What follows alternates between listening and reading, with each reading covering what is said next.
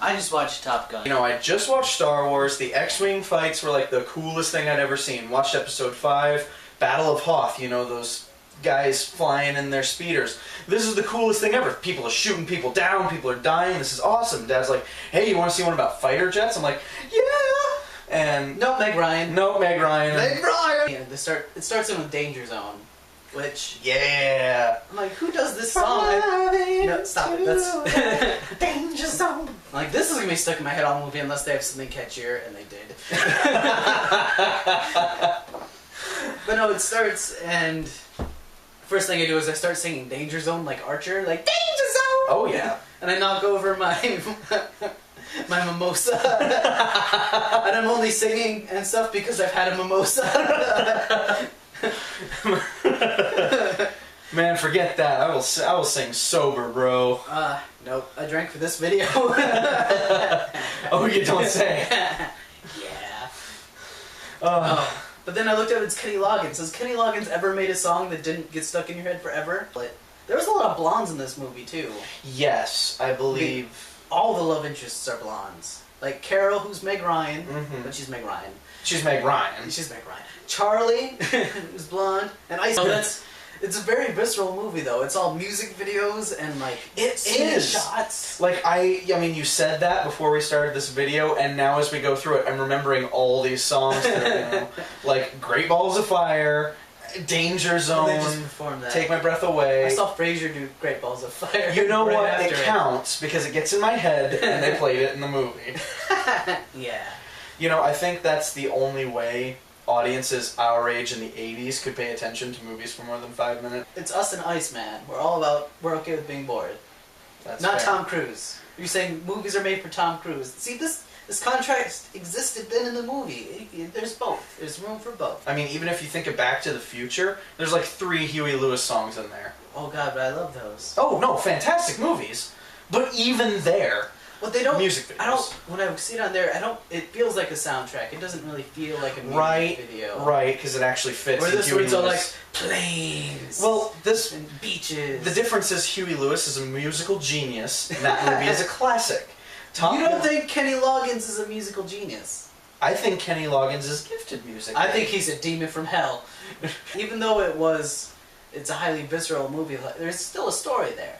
There is still a story. It's kind of a weak story, though. Yeah, there's potholes at the end. Oh, totally. I don't understand. But I mean, like the whole story is this guy doesn't obey the rules, and yet somehow he's still in the Navy. That's the giant plot hole for me. Air Force. No, it's the Navy. Okay, Air Force. But he's still a military officer, blatantly going against the rules, and not getting canned for it. It's also a role that makes sense that Tom Cruise is short. Like, I was watching, like, Goose is way too tall to be in a jet plane. That dude's gonna get his neck broken next time he tries to eject. Oh! Oh, damn you! Too soon! Too soon? It's been like 30 years. Too soon! Oh, man. But even speaking to how it's not, like, a shallow movie, like... You really feel his death when he goes. You really do. God. I mean, honestly, he was the only character I ever remotely cared about in that movie. Except for Meg Ryan. And Meg Ryan. They're so great. But because they're the couple. They're together, you know? No. And even though Meg Ryan has, like, no more than 5 minutes of screen time. She's so good in it. The song for Take My Breath Away, like, they played it at first, I'm like, okay, this is an understandable part. I don't think they're that in love, though. This doesn't seem like a movie memory. And then they just brought it back and they played it again. And then like Tom Cruise is in the street and then it starts playing. Yeah. And eventually it's just stalking Tom Cruise.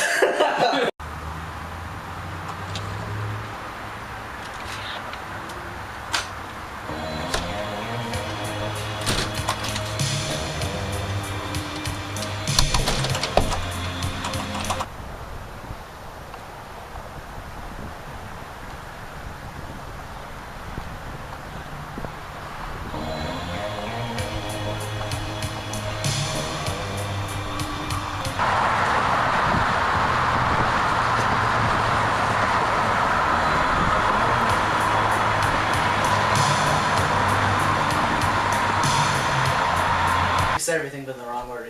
Now let's talk about how Meg Ryan took the death. Okay. I took... Cause the death almost brought tears, which... I mean, well, to be fair, you were on Mimosa. I was on Mimosa, but I cry during movies a lot. Like, I'm a crier. See, I liked it because, I mean, obviously they set him up as the comic relief and you know, Tom Cruise is almost the straight man compared to him. You know, his buddy. Not really. He's not the straight man because he's a maverick.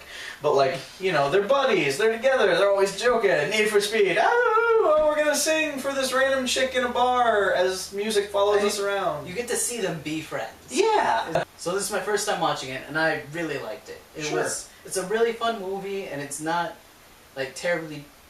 It doesn't need to be intellectual, but still it gives you a story that's entertaining and good, and lots of funny, and then there's some sad, and then there's the uplifting part. It's a great movie.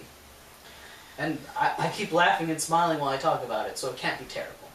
I've probably seen the movie at least 3 times, most recently about a year ago.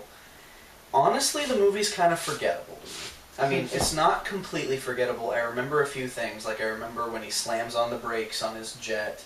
I remember Goose dying. I remember Meg Ryan, even though she only has 5 minutes of screen time.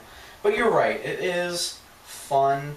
It's honestly not my cup of tea because it focuses, for me, a little too much on the romance, and I watched it when I was 3. That put me off of it. I didn't care. It's not a bad movie, though, in any respect of the word. In any respect of movies. I just started watching Top Gun, and I spilled my mimosa on my desk! This must be the danger zone!